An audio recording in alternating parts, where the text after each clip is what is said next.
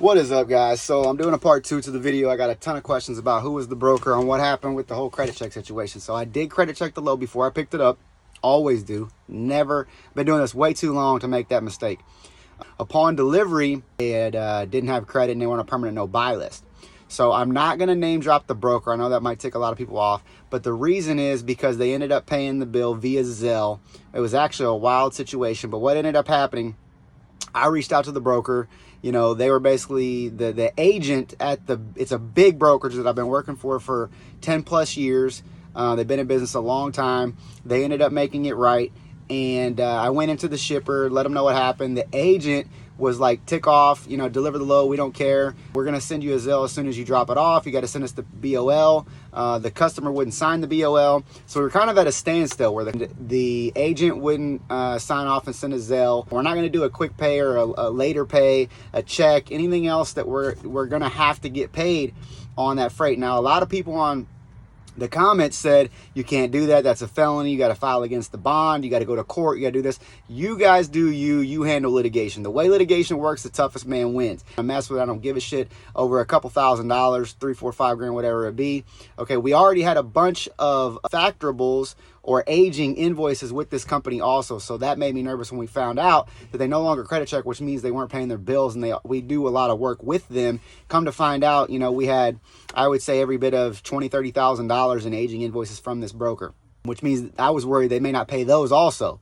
As it unfolds, I ended up getting to a higher up, and then believe it or not, the CEO called me and said, hey, I understand what's going on with my agent. We want to get this paid. We'll send you a Zelle, no problem. But because we have your assignment, which is your factoring assignment, on file, and we've done a lot of work with you, we have to pay the factoring company. So we would have to get a release from the factoring company saying that you can be paid, right? Which never happens. Or we have to do what's called an advance. He said, I can advance you, 50% of the load like it was a fuel advance or whatever, and then send you a rate comp for the balance, and then you factor that, and we're just going to take it out as, say, an advance. I said, no, what we'll do is I will take an advance, okay, if that's the way you want to do it, as a Zelle before I unload it was like 90% of the money, and then that other $100 or whatever it was, we'll factor that. He was cool with it. He was in agreement with it. We kept coming back and forth. But what ended up happening, what we found out, is that they did not have bad credit. They exceeded their credit. So that's actually a good thing for them because they had a great month. They had a $2 million ceiling or a credit line, and they exceeded that by like $500,000. So they obviously, being business in a long enough time and being as big as they are with that amount of volume, the CEO of my factoring company, which is crazy, guys, but the actual CEO called me off their cell phone and said, hey, they've remedied this, because we worked on it like all day. I was at the shipper about 5 hours. I was being really cordial and cool. I was like, hey, I want to deliver the load. I can't deliver the load until this happens and we get paid. I told the customer said, I don't care. We contracted them, deal with them. We want our freight, but if this is the case it's going to be, we're going to go through them. You're going to deal with them. We have a contract. I said, great, no problem. But here's what's going to happen. There's so many companies in the industry going bankrupt right now that we cannot deliver this freight until we make sure we've gotten paid. This is the first time that this has happened to me in my career. Now, I have delivered loads, factored them, and then the credit changed later on, or they went bankrupt or went out of business, and then I was charged back for that load, and we had to go after their bond. I've had to do that a dozen times. Sometimes you get something from the bond, sometimes you don't, because if they owe $2 million and you say go after their bond, that's what you have to do. Well, if you're 900 in line, you're not getting paid.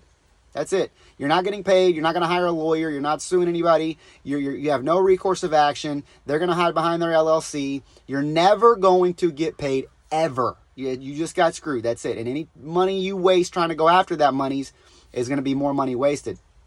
So that's why, as long as I've been doing this, you hold the freight until you get paid. But at the end of the day, that's what happened. They called and got their credit line extended at the factoring company. The factoring company CEO called me and said, hey, they are good to go. Don't worry about it. You will not have any issues, I assure you. And we're not going to put this one on a recourse or a chargeback. We will make sure that if for some reason it doesn't get paid, which is never going to happen, we're going to not charge you back for it. I was like, okay, cool. So they sent me that in writing from the factoring company, which was really cool. But by the time that had taken place, the CEO of the brokerage had already Zelled me. So I went ahead and delivered the load, got the BOL signed off on. Now the shipper was kind of an a-hole because of the whole situation. They hadn't worked with them very much, so they pulled the truck in, wouldn't sign the BOL, did a full top to bottom inspection on it with the mechanic. They wanted to inspect the truck for every scratch, which it was bought at an auction. It's a used truck anyway, but they wanted to inspect it for every scratch, every little thing before they would sign off. They did their thing. They signed off on it. They said they were never going to use us again because of the whole deal. I said, hey, that's fine, but here's the situation. They used to have, the customer used to have the access to the load boards to post loads themselves. They got tired of doing that and dealing with people who were trying to scam them, so they went to a brokerage and outsourced it. And also they didn't have factoring and things like that, and they didn't understand pay terms, and they were on a net 30. So they said they couldn't get anybody to ship their loads. That's why they went with this broker, for them to handle it. And I said, well, just to let you know, this is the course of action that, you know, companies like myself will take in the event that something like this happens. Now, you did pick a good brokerage. They've been around a very long time. They are very big, with a, you know, multi-million-dollar credit line. But it is scary when you have companies being acquired, companies being bought out, companies going bankrupt. There's big I mean, look at Yellow, guys. They just went out. They were the biggest one in the nation. They went out. So, you know, it is weird, crazy times. So you have to protect yourself. This is the way that we protect ourselves. This is the way you should protect yourself. But again, this could happen to you. What do you do? Comment below, share, like this video. I appreciate you guys tuning in.